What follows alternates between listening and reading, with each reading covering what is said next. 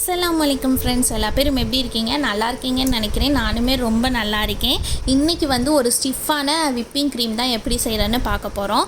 எனக்கு இந்த whipping cream வந்து ஃபஸ்ட்டெல்லாம் நான் கேக் செய்கிறப்ப எனக்கு சொதப்பிக்கிட்டே இருக்கும். அதோட ட்ரிக்ஸ் எல்லாம் நான் தெரிஞ்சு விப்பிங் க்ரீம் செய்ய ஆரம்பித்தேன். எனக்கு ரொம்பவே ஈஸியாக வந்துருச்சு, ஸ்டிஃப் பீட்டாகவே எனக்கு வந்துருச்சு. அது நான் எப்படின்ற டிப்ஸ் அண்ட் ட்ரிக்ஸ் எல்லாம் உங்கள்கிட்ட சொல்ல போகிறேன். ஃபஸ்ட்டு நம்ம வந்து பவுலையும் அந்த பீட்டரையும் எடுத்து ஃப்ரிட்ஜில் வந்து ஒரு 1/4 மணி நேரம் நம்ம வச்சு எடுத்துக்கணும். அதுக்கப்புறமா நான் இன்றைக்கி வந்து ஃபியானாவோட விப்பிங் க்ரீம் தான் எடுத்திருக்கேன். இந்த விப்பிங் க்ரீம் வந்து பீட் பண்ணுறதுக்கு ரொம்பவே ஈஸியாக இருக்குது. இது வந்து 1 லிட்டர் வந்து 140 ரூபி வந்துச்சு எனக்கு. நான் ஹோல்சேல் கடையில் வாங்கினனால எனக்கு 140 ரூபி வந்துச்சு. நம்ம ஃப்ரிட்ஜில் வச்சுருந்த பவுல் எடுத்து ஈரப்பதத்தெல்லாம் நம்ம வந்து நல்லா தொடச்சி எடுத்துக்கணும். ஈரம் இருந்துச்சுன்னா நம்மளுக்கு ஸ்டிஃப் பீட் கிடைக்காது. நான் வந்து இன்றைக்கி 1/2 kg செய்கிறதுக்கு 3/4 கப் அளவுக்கு க்ரீம் எடுத்திருக்கேன்.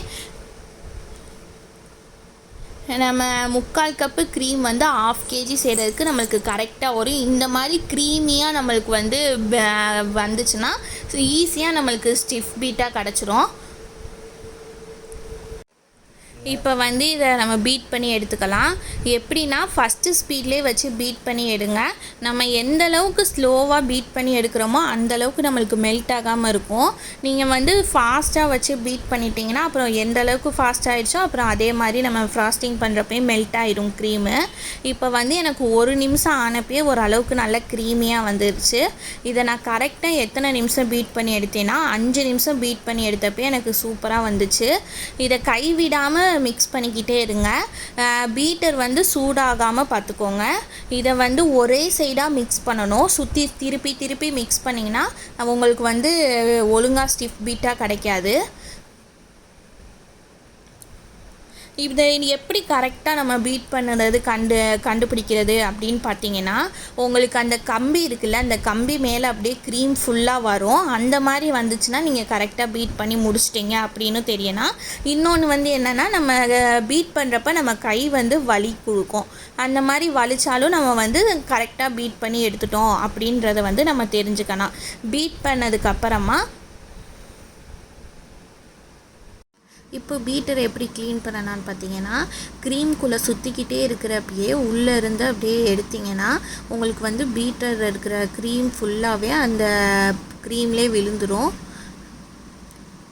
இந்த ட்ரிக்ஸ் யூஸ் பண்ணி பாருங்கள். நம்ம அதுக்கப்புறம் வந்து ஒரு ஸ்பேச்சுலா வந்து யூஸ் பண்ணி இந்த ஓரத்தில் இருக்கிற க்ரீம் ஃபுல்லாகவே நம்ம வந்து எடுத்து நடுவில் விட்டுக்கணும். நான் சொன்ன டிப்ஸ் படி நீங்கள் வந்து இது ரெடி பண்ணி பாருங்கள். உங்களுக்கு உண்மையாகவே பர்ஃபெக்டான விப்பிங் க்ரீம் வந்து கிடைக்கும். இந்த சேனல் உங்களுக்கு பிடிச்சிருந்துச்சின்னா நீங்கள் லைக் பண்ணுங்கள், சப்ஸ்கிரைப் பண்ணுங்கள், ஷேர் பண்ணுங்கள். இந்த மாதிரி நிறைய யூஸ்ஃபுல்லான வீடியோஸ்லாம் இந்த சேனலில் வந்துக்கிட்டே இருக்குது. மறக்காமல் லைக் பண்ணி சப்ஸ்கிரைப் பண்ணி வச்சுக்கோங்க. இந்த க்ரீமை ஃபுல்லாக நம்ம எடுத்து விட்டதுக்கப்புறமா இப்போ பாருங்கள், இந்த க்ரீமை வந்து நீங்கள் என்ன தான் கீழே கவுத்துனாலும் சரி விழுகவே விழுகாது. நீங்கள் அப்படி கவுத்துனாலும் சரி, இப்படி கவுத்துனாலும் சரி, எப்படி கவுத்துனாலும் சரி விழுகவே விழுகாது. நல்லா ஸ்டிஃபாக அப்படியே நின்றுக்கிறோம். இந்த க்ரீம் வச்சு நாளைக்கு நம்ம கேக் செய்கிறதுக்கு ரொம்பவே சூப்பராக இருக்கும். இதே மாதிரி நீங்களும் ட்ரை பண்ணி பாருங்கள். பாய்.